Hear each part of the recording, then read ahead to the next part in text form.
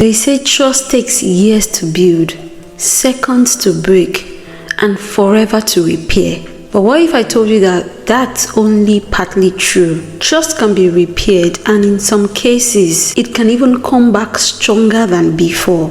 Whether it's in a marriage, friendship, family, or even at work. Today, I'm going to show you exactly how to rebuild trust step by step, without the awkward tension, constant doubt, or even walking on eggshells. If you love this topic, stick on with me, like this video, and let's get straight into it.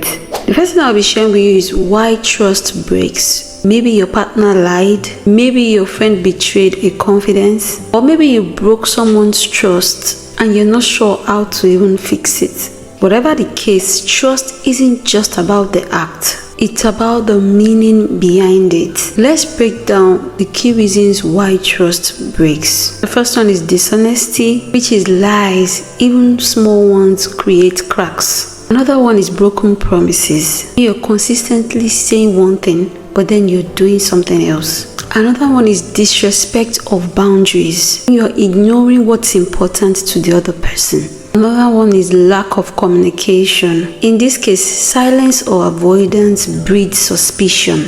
Another one is repeated patterns. It's not even one mistake, but it's a history. I want you to know that trust isn't just about what happened. It's about whether the other person feels safe with you again. Now let's go into how you can repair trust in any relationship. And the first one here is to acknowledge without excuse. Why does this matter? Because a genuine acknowledgement shows accountability. When you've done something to break people's trust, don't come to say, I'm sorry, but that but is a problem. You shouldn't come to say you're sorry, trying to acknowledge what you've done, and then adding a but to it. Don't tell anyone they're overreacting when you have broken the edge. What you should say is something like, I understand I hurt you when I did this.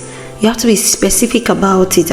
Mention that thing. It shows that you are truly acknowledging that you have broken that trust. Say something like, I broke your trust, but I take full responsibility. People trust more when they feel heard and validated. Apologies without validation feels empty. Another thing you want to do is to show consistency over time. Trust isn't repaired overnight.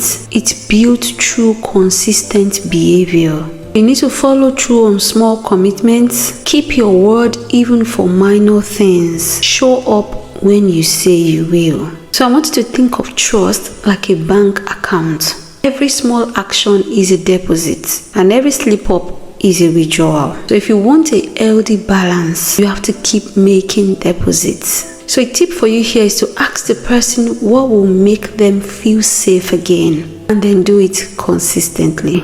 Another step is open and transparent communication. And why does this work? Openness removes doubt. So you can share your thought process and your reasoning openly. Answer questions without getting defensive. Proactively check in instead of waiting to be asked. Another tool is that nothing important should come as a surprise to the other person. The next step is to respect their healing pace. So you can't control how fast someone forgives. So what are the signs that you need to watch out for? They may need space. So give them the space that they need. They may revisit the topic multiple times. Be prepared for that. You broke the edge in the first place. They may test boundaries to see if you have changed. One patience tip I'll give to you is not to rush the process by saying something like, aren't you over this yet? Instead, reassure them, I know this will take time. I'm willing to do what it takes for as long as it takes. The warning here is that when you pressure for forgiveness, it often takes a longer time to be forgiven. Another step here is to create new positive experiences together.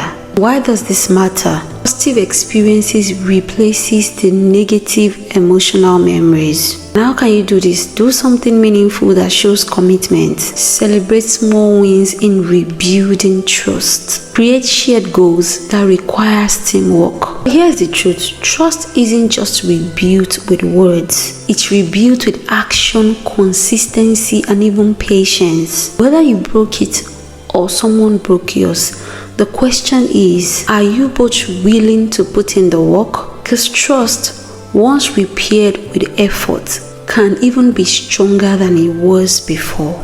If you have found this video very helpful, please give this video a like and share it on to others that will be needing it. And let me know in the comment section down below, what's one thing you think is essential for rebuilding trust? And on my end screen here, you'll find a video here that promises you great insight. Please do well to watch it. Thank you so much for coming back to watch my videos. I appreciate you. And if you're new to this channel, stick on with me, subscribe, because I promise you awesome content every time. And until I see you in my next video, have an amazing day ahead and bye for now.